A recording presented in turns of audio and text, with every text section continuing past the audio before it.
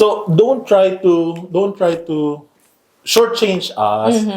Let's encourage one another. Okay, we are not charging prices, or we're not charging fees exorbitantly or very Oo. expensively. Yeah. Kasi kami rin naman mawawalan ng kliyente. You have the option of buying or choosing other realtors to your need. No, yeah, But of course. look at us as someone who will protect your Yeah, interests. that's true. That's what the realtors are for. Yeah. That's what the lawyers are for. We make sure that we purchase the property for you. Parang sinasabi, Irvin, ang mahal ng na presyo mo. Parang Kat, ang mahal ng presyo mo. Hindi. Guys, kung alam nyo lang kung ano yung mga insurances na binabayaran din Oh, namin. totally. Diba? Yeah. You're free to choose whoever you want to be. Pero may value pagka kami ang kinuha nyo, lalo na't mga Filipinos tayo. Hindi ko sinasabing because prefer nyo dapat Filipino, but more on the value. Ako, pag may client ako na kailangan ko papirmahan ng documents, I don't invite them to go to the office. Yeah, I can Diba? attest to that. I go to the Yeah. client and make sure that they sign Yeah. at their own Yeah, convenience. that's true. May client kami ni Kat na ako mismo pumunta Yeah. doon. Kami nag-band, chikahan Yeah. pa kami doon. Yeah. The point is, ang mga Filipinos sobrang busy sa work that pagka let's say they ask for out, let's say umalis sila sa trabaho, wala silang sweldo. Yeah. So ako na lang ang pupunta after work, weekends, para lang mapadali. Yeah, yeah. Diba? Yeah. So yun yung mga value na pinoprovide namin, di ba? Okay, so going back now sa buying, now that we have discussed yung approval, and then of course the buying, hiring a realtor, Yeah, for yung that mga matter, fees. mga fees. Yeah, another thing about the fees is also they have to get ready with the amounts of tax. So Tax. that's another thing also. So yung lawyer's fee, inspection, condo docs review if it's a condominium, and then tax. So, Property tax? Yeah, property Okay. tax. Because sometimes, yun na yun sa lawyer eh. Like lawyer, we'll talk about that. Yes. So, but then we always tell them that get ready with this amount. Kasi they might get you to pay taxes. Kasi i-reimburse naman yan pag nasobrahan mo ng binayad yung property tax mo or i-advance for next year. But more on that one, that will be lawyer's thing. Sa lawyer yan, i-discuss yung about yung mga taxes na yan. But you have to get ready with that amount as well. Para Yes. hindi ka ma-shock na, anong sinabi na? No, that's part of it. Yeah. Part of buying a house. So now that you have already been pre-approved, nakahanap ka na ng property, binigyan na kayo ni Kat ng alternative, meron na kayong, swak na swak sa aming budget, swak na swak sa gusto ko talaga na design or whatever. Now, you have to contact you have to let your bank know your lawyer. Diyan na kami papasok. So basically, papasok na kami dyan in the sense na yung bank Yeah. will forward all the information to me, to us as Yeah. lawyers, para masimulan na namin yung trabaho namin. So Yeah. once we receive the mortgage instructions, okay, approve ka na. Yeah. Nagkapirmahan na kayo ng application form ng loan. Mortgage instructions ipoprovide na Yeah. sa amin. Okay? Once we have the mortgage instructions, i-fill out na namin lahat ng documents that you need to sign. Okay? And then basically, purchase price 700,000, you are approved of, sabihin na natin 650,000 na lang. Okay? So, kami as lawyers, we need to find out saan namin kukunin yung pera. Yeah. Kasi ang gusto ng seller is 700,000 plus property tax, kunyari. And then, of course, papakita namin, okay, Kat, o kunyari, sino bang client ko? Benji. 650,000 lang yung in-approve sa'yo. Ang kailangan kunin ng seller is 700,000. So, we need to get the difference. Of course, hindi lang 50,000. The difference is 50,000, pero hindi lang yon. Yeah. Meron pang taxes, di ba? Yung disbursements na sinasabi ni Kat, ito yung mga applications sa Title. land titles. Yeah. Of course, ito yung mga title insurance. Yeah. And corresponding disbursements, printing or whatever. Yeah, file yes. opening fees or whatever. Now, we need to make sure na bayad kami, bayad si seller, bayad si realtor just in case, or if any, di ba? Tapos Yeah. mangyari, lahat masatisfy natin yung seller. Yeah. Kung ang bangko, ito lang yung amount na ibibigay, the rest, yung difference, will have to be given by the buyer. Yeah. Okay. Yeah. So, ang nire-request namin usually, pag nakatanggap kami ng mortgage instructions sa mga buyer, give me an ID, submit an ID to me. Second would be, prepare for this amount just in case. Okay? Say, for example, 50,000. prepare a bank draft to be payable to my firm in Yeah, trust. yeah. And third, bumili na kayo ng insurance. Kasi in order for us to close or purchase a property, we need to provide an insurance. And usually we advise our clients, talk to whoever, whatever insurance company that you're with, okay? And then sabihin nyo na, oh, I'm planning on buying a new house. Can I get an insurance for that? Iko-quote lang naman kayo, ipo-provide lang. Tapos, pagka okay na kayo, ibigay nyo sa amin yun and we will start the process. Ang banks, okay, 50,000, ibibigay mo sa akin. Yung 650,000, ibibigay ni bank yun sa amin. Okay? So, 650,000 plus 50,000, pag kompleto na yung amount na hinihingi ni seller, babayaran namin si seller doon. So, yung banko namin, i-transfer namin sa banko nila. Then afterwards, i-release yung keys. Yeah. Yun na yung time na tatawag yung lawyer sa akin na, Kat, keys are released, the house, ganito, ganyan. Tapos, sasabihin din doon kung sinong nakalist ng bahay. Kunyari, this is we're just talking about resale homes. Kung sino yung listing agent, yung parang tatawagan ako na release na yung key. So, yun, kukunin ng buyer's agent yung key kung saan nila nilagay yun or kung saan office sila. Pero kung mga builders, usually they will, like, ganun din yung lawyer, and then they will tell the area manager, then the area manager will let me know, and then let the buyers know. And then parang ganyan talaga yung proseso. Lawyers is always there. So, yes. Yeah. Ang lawyers, very mandatory siya. Hindi siya pwedeng i-dispense. yeah. Yung realtors, may iba na wag na tayong dumaan sa realtor, di ba? Pero it's more of the practicality of hiring, of the benefits of hiring a realtor that will protect you from harm. Marami kasing buyers, hindi ko alam mo yung na-close na, ay naku, bakit ganito yung bahay? Sa huli ang pagsisisi. Yeah. Di ba? Yeah. Because they did not use realtor in the first Yeah. place. Di ba? And ang problema, usually when a property is being sold, it is being sold as is. Yeah. Whatever condition you found the property in, Yeah. Yan. tama mo yan. Pero yung ganyan, most of the time, yung information about that, mostly yung nasa private remarks. So that means realtor would know that. So yung mga, kunyari may mga private buyers, then they just look at that, hindi sila represented. And then they just go right away to go straight to the seller. At saka hindi naman alam nila na it was overpriced. Oh, yeah. Yeah. Overpriced. It was overpriced, and then they will just like ask for a few bucks, ganyan. But really, that house was already listed higher, and then the market in there was lower. So hindi yan alam ng mga, kumbaga, yung mga commoners, kasi hindi naman nila alam yung market within the area. Yeah. So, kasi yung presyo is naka-base within your area. Kunyari, dito sa Trumpeter, there are certain amount na kung saan ka mag-base, kung paano mo i-negotiate yung yung property. Hindi lang na yung kung basta-basta ka na lang na umano ng bahay. So, that's why, like might as well, I'm not saying na you really have to hire to, but having a realtor, you will be well represented. Practical. Yeah, and you're not paying anything anyway. Yeah, practical. Yeah. If someone asked you to pay, if you're a buyer and then someone asked you to pay them, Now you know. no, Sabi don't, ni Kat. don't. Yeah, you're not paying. When you are a buyer realtor, when you are a buyer, know that you are not paying anything. Oh, okay. That's good to know, Kat. You're not paying anything. Take note, ha? Hindi kayo magbabayad. Hindi nyo babayaran yung realtor. Yeah. Only when you're a seller. Okay. But when you're a buyer, again, I cannot stress this enough that you are not paying anything. Klaro yun. Kasi wala nga naman talaga kami binabayaran na. Sa mga lawyers, wala akong nakikita nagbabayad. Usually, meron akong isang sale, doon lang kami nagbabayad ng realtor. Pero pagka bumibili, walang bayad. Kasi nga, yung seller ang nagbabayad doon. Yeah. Okay, that's good to know. Now, quick question. In terms of buying, of course, bumili na tayo ng bahay. Nag-close na tayo. Yeah. Well and good. How about the warranties?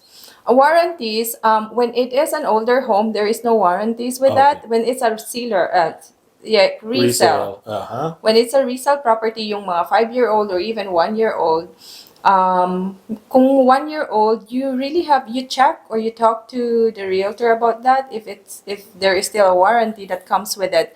Kasi it depends on the builder, they have different warranty schemes. So yung iba like 2 years interior or a year dito sa loob, like after a year of possession date, under warranty pa yung bahay ninyo. So kung may mga depekto ganito ganyan, you just have to email the builder, and then they will come and fix it.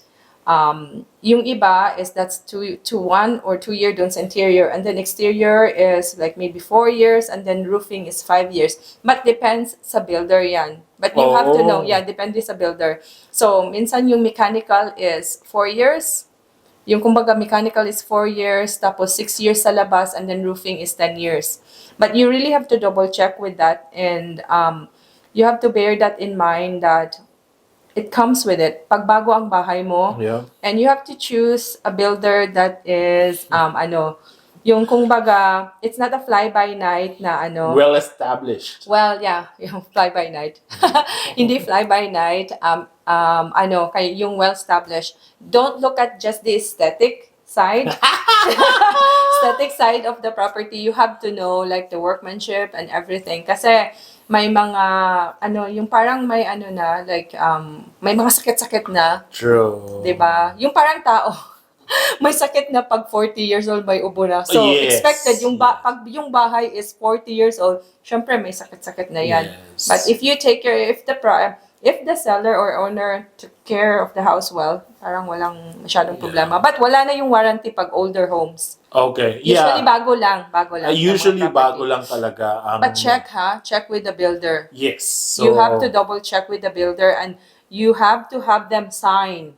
Oh, really? You have to have them sign like, so yung kumbaga, so sign talaga na ganito may warranty, get their signature para kung worst comes to worst, hindi pala nila he said that there's a signature here that it says that it is covered under warranty, bakit hindi?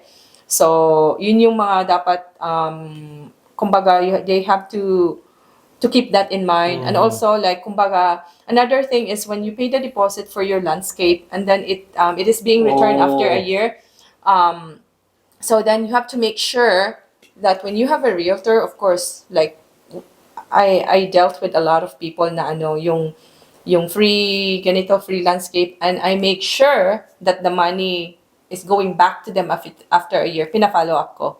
Oh, yeah. So, be Kasi mindful lang, guys, kasi marami talaga ang... Nakakalimutan na or hindi, actually, hindi pala ganito, ganyan, kasi... No, aside from that, Kat, just to remind everyone, na pag bumili ka ng bahay, such as my house, let's say rough grade lang. Kasi yung backyard mo, rough grade, ibig sabihin, tinapunan lang ng lupa. Meron pang final grade, yung mukhang tapos na, and then may landscape, yun yung beautification na. Be mindful kasi, if you purchase the house, let's say 2020, you have 1 year to actually have the final grade done. That's true. Otherwise, you will be Penalty. penalized. Yeah, you will have a penalty from the city. And usually, ang mga builders naman, when they impose, pag bumili ka ng bahay sa kanila, usually, they hold certain amount of money para sa landscaping. And then you have to do this within a certain amount of time. Pwedeng 1 year, pwedeng 2 years after final grade. And then if, for example, you comply with that, then that's the time that builders will actually refund the amount you paid for landscaping. If not, that amount will be forfeited. Diba? Yeah. So be mindful lang. May mga iba na strict sa ganyan, may iba walang pakialam tulad namin. Diba? Depende sa community ninyo. But talaga, like, you have to get everything done within a certain amount of time. Otherwise, may penalty yan. Penalize.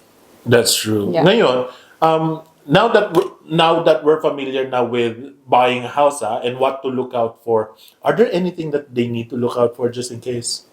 A lot of people ask me if may namatay ba sa property, ganito, ganyan. Most of the time, hindi dinidisclose if someone dies in the property. Sabi ko na lang, like, this is a joke for me. Take note. Sabi ko, ano na lang ha, like, kahit may, for example, I'm looking for a house sa bahay. Kahit, may sinabi ba sa'yo na may namatay dito? Sabi ko, wala naman, pero ano bang nafe-feel mo? Actually, hindi naman ako si Madam Auring, no? Hindi naman ako espiritista. Hindi ako espiritista. Hindi ko naman nafe-feel kung ano. But sabi ko, as owners or future owners sa bahay na to, you have to feel. Sabi ko, do not look at just the aesthetic. Kasi most of the time, yung people like, ay, ang ganda nito. Sabi ko, imagine, when you move here, that won't be around. This will not be around. Table, blah, blah, blah, everything. This will be empty. So, masakit ang loob. Kasi bakit parang different naman? Kasi, that was well staged. Diba? Kasi it's for selling. So, do not be attached with the aesthetic side of the property. Okay, don't be attached to the Yeah. aesthetics. It doesn't are we talking about interior design? No, like in general. In general. Kasi yun yung tinitingnan mostly ng mga, especially sa mga babae. Pag tumitingin ng older homes, ay, ang ganda nito, ang ganda nito. No, sabi ko, don't be attached with that one kasi hindi naman natin alam if that will be, kung mapapasayo talaga yan, yung bahay na yan. At saka, yung parang ang daming, you have to consider a lot of stuff like, will your existing furniture will suit here sa space? Yung bago ganyan. So you have to look for the space. You also have to look for yung kumbaga ano yung needs mo. Yeah, I think Kung, other than the aesthetics, I guess it's more of the foundation yeah. of the house as well. Kasi during inspection, ano din, makikita din naman Oh, yun eh. okay, yeah, Like, kumbaga, kung inspector will look for, yung trabaho ng inspector, they will look for defects sa bahay. Yan ang trabaho talaga nila. Yan talaga yung trabaho nila. Kaya may makikita talaga silang mga depekto. Eto, ganito, ganyan. Yung control panel, hindi nag-work. Ganito, ganyan. True. Because that's their job. And so that's why you have to hire a reliable inspector na hindi ka naman gugulatin na parang, Diyos ko Lord, ano ba yung bahay na to? Yung kumbaga, they will let you, and they're honest and tell you like, honestly, like, there's nothing wrong, but they just have to fix this. There's something wrong with that. Yung kumbaga, ipo-point out nila kung ano yung meron. So, kung ano yung mga depekto sa bahay. So, that's yung inspector na job yan. That's one thing na kailangan nilang malaman. As realtor, hindi namin malalaman yung mga ganyan na bagay kasi ibang ano na naman yan. Iba naman yan eh. Iba na naman Parang yan. doktor yan. Hindi porket let's say for example, OBGYN, Yeah. alam na niya yung pediatrician. No, Yeah. realtors are there to know the information about the house itself, but not the technical details of the house na, ang ginamit na wood dito, yung ganito, or ganon. No, it's more of the history. May naman. Kung may naman namatay, ganito, ganyan. May drugs ba dito, ganito, ganyan. Sabi ko, hindi mo naman talaga alam kung ano ang activity sa loob ng bahay talaga unless i-disclose yan ng sellers.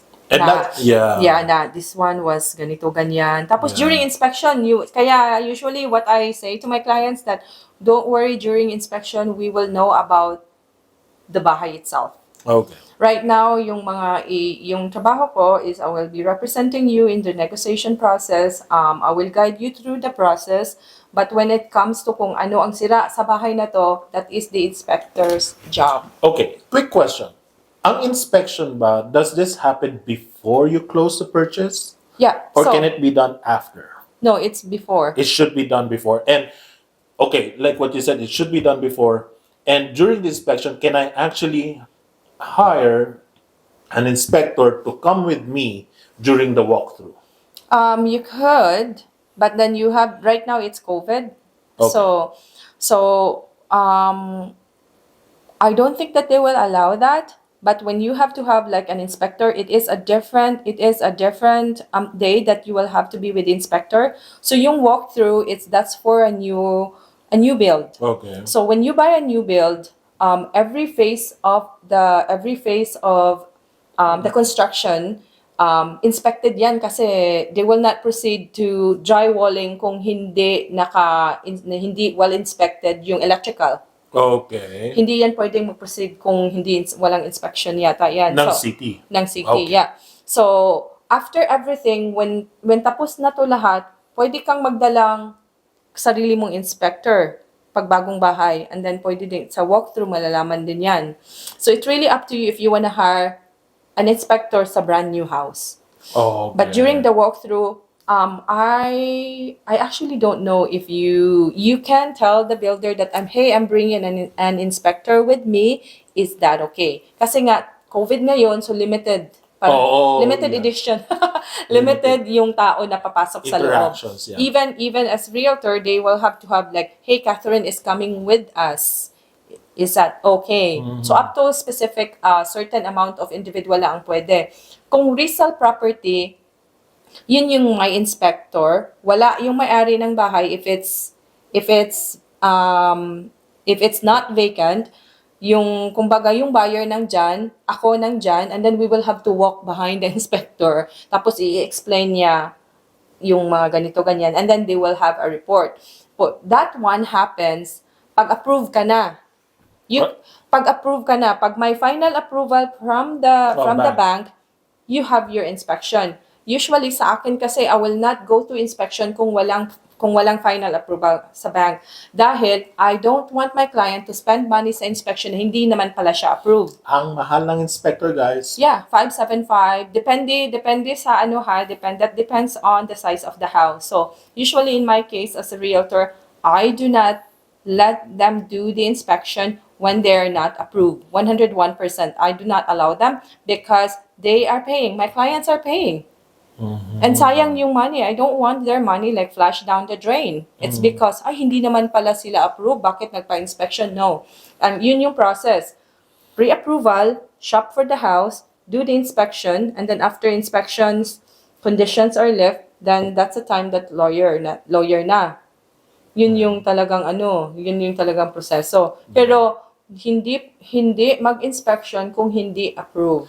Yeah, usually naman for newly built house. Iba, yeah. Yeah, kasi kunyan city government inspects it and then they cannot proceed to build, go on to the next stage kung hindi approved ng city. Yeah. Like for example, the last permit that a builder of a newly built house needs to secure before we close is the occupancy permit. Ibig sabihin, occupancy permit, everything has been inspected by the government, stating, pag na-issue yung occupancy permit, that the house can now be lived or is habitable. It's habitable, yeah. Yun yung sa mga bagong bahay. Right? Yes. Bagsak kami nung una, guys. Oo. Kasi yung mga, di ba, yung HVAC, yung mga space, ganyan. So, pag bagsak, repeat. Uulitin nila, i-rectify nila. Back job. Back job yan. So, ang nangyari nga sa amin, Kat, may nakita kong occupancy permit failed doon sa baba. So, the point is, bumagsak sila. This could have been avoided if, for example, they have done their job properly or if you went for a more established builder. But yeah, so after that, just in case. Now, so, okay na ba yung proseso na sinasabi mo na pre-approval, inspection, shopping, inspection, lifting of conditions? Yeah, and then lawyer. How do you define lifting conditions? Ano ba yung mga conditions? Yung mga conditions, those are financing condition, inspection, and condo docs. So I'll just have to say condo docs kasi pag condo, that is for condominium. So pag kunyari, tapos na yung those are kailangan yung mga conditions na yan kasama yan pag mag-purchase ka ng bahay. Pag approve ka na, tapos pag tapos na yung inspection, and then I will have to call again the mortgage specialist. Can we now lift conditions sa bahay? Kasama yan ng bahay.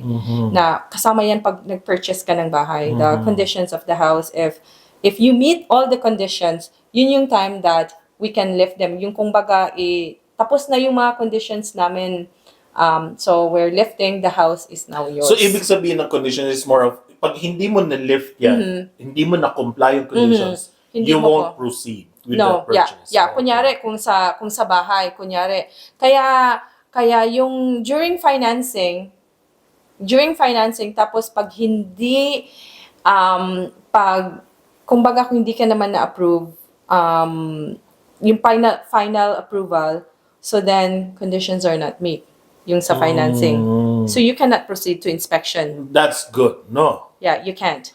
So, kasi failed na nga, bakit pupunta ka pa Pero, while you so proceed? kung yung condition na yun, let's say for example, you weren't approved, whatever offer that you have made will be returned back Yeah, to you. you will have to Okay. get that. You will Okay, have to, that's it's returned. Like yung, hindi ka naman magda-down payment yan. Yung para, yung kumbaga, yung reservation, kumbaga yung deposit. Deposit, yeah. That's like, we're talking about yung bagong bahay ha. So I always have to say, baka mako-confuse. Oh, So yung deposit na 1,000, tapos while you guys are working for your financing, at tapos ano naman pala, hindi na approve, they will give your 1,000 back. it's more parang reservation Oh, lang. parang reservation Parang lang maging sa'yo. exclusive Oo. sa'yo. I-reserve ko na yung bahay sa'yo. Oo, yun yun. Until such time na hindi ka nakapag-comply, open na ulit, bubuksan na namin yun. Di ba? Yeah, yun yun. Yeah. Okay. Now, next.